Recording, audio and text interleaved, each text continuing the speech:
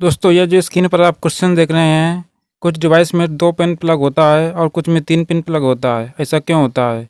चाहे 3 pin plug हो या फिर 2 पिन प्लग, कुछ प्लग के पिन में कट होता है लेकिन कुछ प्लग के पिन में कट नहीं होता। ऐसा क्यों होता है? 3 पिन प्लग में तीसरा पिन मोटा क्यों होता है? इसके कोई 2 कारण पर बात करेंगे। 3 पिन प्लग में तीसरा पिन लंबा क्यों होता है? इसके 2 कारण पर हम बात करेंगे आज।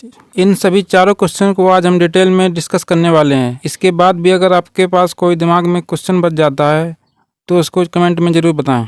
आपने अक्सर देखा होगा कि किसी प्लग या चार्जर में 2 पिन होती हैं तो किसी में 3 पिन होती हैं। क्या आपने कभी सोचा है कि ऐसा क्यों होता है? दरअसल भारत में प्लग या चार्जर पर पिन की संख्या देश में उपयोग की जाने वाले इलेक्ट्रिकल आउटलेट यानी कि सॉकेट के टाइप और भारतीय मानक ब्यूरो यानी ब्यूरो ऑफ इंडियन स्टैंडर्ड, जिसको BIS भी बोलते हैं, के सेफ्टी स्टैंडर्ड पर निर्भर करती है।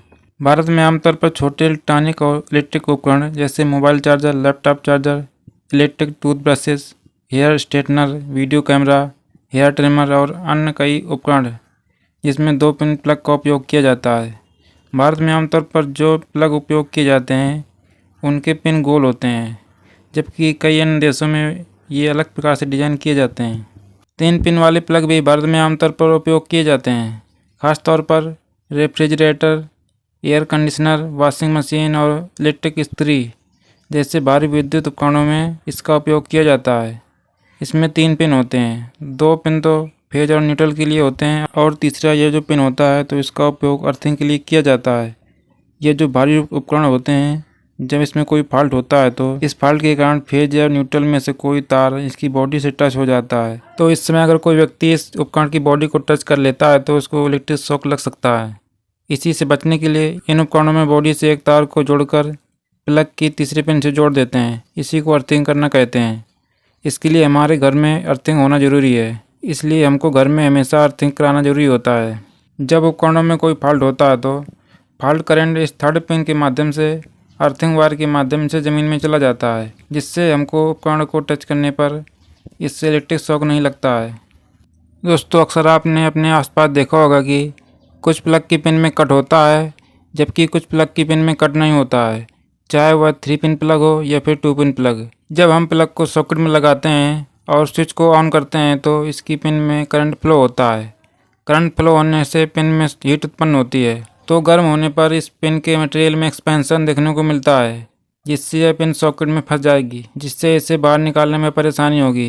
पिन में कट होने से यह पिन अंदर की ओर एक्सपेंड होगी, जिससे यह पिन सॉकेट में फंसेगी नहीं।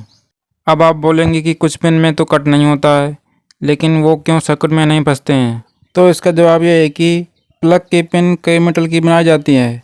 ज़्यादातर पिन बनाने में पीतल का उपयोग किया जाता है, क्योंकि हीट होने पर पीतल अन्य मेटल की तुलना में अधिक एक्सपेंड होता है। इसलिए पीतल के पिन पर ही ज़्यादातर कट देखने को मिलता है, वह चाहे 2 पिन प्लग हो या फिर 3 पिन प्लग। पीतल के अलावा जब हाई करंट रेटिंग के लिए अन्य मेटल की पिन बनाते हैं तो उस प्लग की पिन में भी कट देखने को मिल जाता है। आप जानते हैं कि यह जो 3 पिन प्लग होता है इसमें 2 पिन फेज और न्यूट्रल के लिए उपयोग की जाती हैं और यह तीसरी पिन अर्थिंग के लिए उपयोग की जाती है। लेकिन यह तीसरी पिन मोटी क्यों होती है? जिस किसी भी डिवाइस में यह 3 पिन प्लग लगा होता है तो जब कभी भी उस डिवाइस में कोई फॉल्ट होता है तो बहुत तेज़ी से फॉल्ट करंट अर्थ पिन से फ्लो करता है। इस पिन के मोटा होने के 2 कारण हैं। एक यह है कि पिन मोटा होने से फॉल्ट करंट अधिक तेज़ी से फ्लो हो सकता है, जिससे इलेक्ट्रिक शॉक से सुरक्षा मिलती है। पिन मोटा होने का दूसरा कारण यह है कि अगर 3 पिन प्लग के तीनों पिन समान मोटाई के बना दिए जाएंगे तो कुछ लोग गलती से या फिर लोग जानबूझकर अर्थ पिन को सॉकेट के न्यूट्रल या फिर फेज में घुसा सकते हैं, जिससे दुर्घटना हो सकती है।